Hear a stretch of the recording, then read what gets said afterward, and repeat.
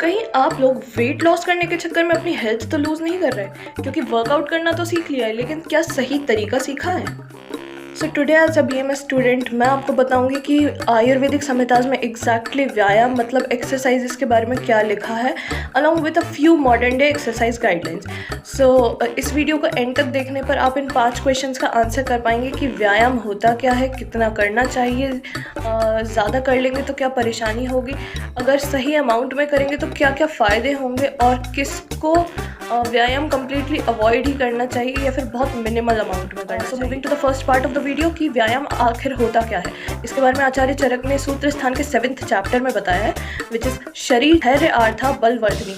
मतलब कि कोई भी एक्टिविटी जो आपका स्टेबिलिटी बढ़ाती है, कोई भी एक्टिविटी जो आपकी स्टेबिलिटी बढ़ाती है, स्ट्रेंथ इंक्रीज करती है और आपके शरीर और मन के अनुकूल हो, उसको मात्रा या ताम समाचरित मतलब कि इसे एक उचित मात्रा में सेवन करें। Moving to the second part of the video कि कितना वर्कआउट करें, मात्रा या, और इसके लिए सुश्रुत चिकित्सा स्थान से अर्जन कर्तव्यो हंति अतो अन्यथा, मतलब कि आपको हाफ स्ट्रेंथ तक व्यायाम करना है, इससे ज़्यादा किया तो ये आपको नुकसान करने लगेगा। तो आपको कब पता चलेगा कि आप हाफ स्ट्रेंथ पहुंच गए? जब आप मुंह से सांस लेने लगे, स्वेटिंग होने लगे और सांस लेने की स्पीड बढ़ जाए, हृदय अवरोध होने लगे। हृदय अवरोध को आज के टाइम पर समझे, आपकी हार्ट रेट मैक्सिमम कितनी जा सकती है वर्कआउट करते time.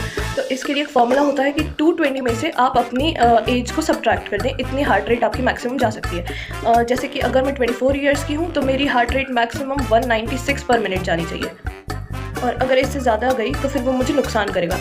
Moving to the third part of the video कि अगर आपने व्यायाम ज़्यादा कर लिया तो क्या क्या नुकसान हो सकते हैं। श्रम और क्लम मतलब आपको एक्सेसिव वीकनेस लग सकती है, धातु का क्षय यानी कि आपके मसल्स का ज़्यादा ब्रेकडाउन होने लगेगा, रक्तपित्त और ज्वर और छर्दी हो सकती है। रक्तपित्त मतलब कि ब्लीडिंग डिसऑर्डर्स हो सकते हैं, जैसे कि आपकी नाक से खून आ सकता है, फीवर और वॉमिटिंग हो सकती है। Fourth part of the video कि आपने अगर सही तरीके से व्यायाम का सेवन करा तो आपको क्या क्या फ़ायदा होगा। तो इस बारे में लिखा है लाघवम कर्म सामर्थ्यम स्थैर्य दुख सहिष्णुता, मतलब कि आपकी बॉडी में हल्कापन आ जाएगा, स्टेबिलिटी आ जाएगी और आप एक्सेसिव काम कर पाएंगे, एक्टिविटीज़ करने में अपनी केपेबल रहेंगे। दोष परिपच्यते मतलब कि अगर आपने गलती से कभी हैवी मील भी ले लिए हैं या फिर विरुद्ध भोजन कर लिया, कुछ गलत खा लिया है, ज़्यादा खा लिया है, तब भी आप उसे डाइजेस्ट करने में केपेबल रहेंगे, आपकी इम्यूनिटी इंक्रीज़ हो जाएगी और साथ ही आपके जो दोष हैं वो बैलेंस्ड स्टेट में आ जाएंगे।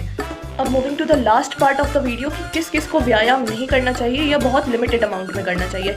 इसमें आचार्य चरक ने बोला है बाल वृद्ध मतलब कि जो एल्डरली है या फिर जो बच्चे हैं या जो रक्तपित्त के पेशेंट हैं जिन्हें हीमोलिटिक डिसऑर्डर्स हैं, जैसे कि नाक से अधिकतर खून आ जाता है, अगर आप कोई क्रॉनिक इलनेस से रिकवर कर रहे हैं या फिर आपको रिसेंटली कहीं पे फ्रैक्चर हुआ था, चोट लगी थी, या फिर आप टीबी के पेशेंट हैं, रक्तपित्त के पेशेंट हैं मतलब आपको ब्लीडिंग डिसऑर्डर्स है, अगर आपको अजीर्ण हो गया मतलब इनडाइजेशन में आपको व्यायाम बिल्कुल नहीं करना चाहिए। सो याद रखना, अगर आप ये रूल्स को जाने बिना वर्कआउट कर रहे हैं तो आप अननोइंगली अपनी हेल्थ को डैमेज कर रहे हैं। नो पेन नो गेन वाला फॉर्मूला आयुर्वेद में नहीं चलता है। Here it's half strength for full health. So share this video with the people you care about and subscribe to Ayurveda for more authentic Ayurveda related knowledge.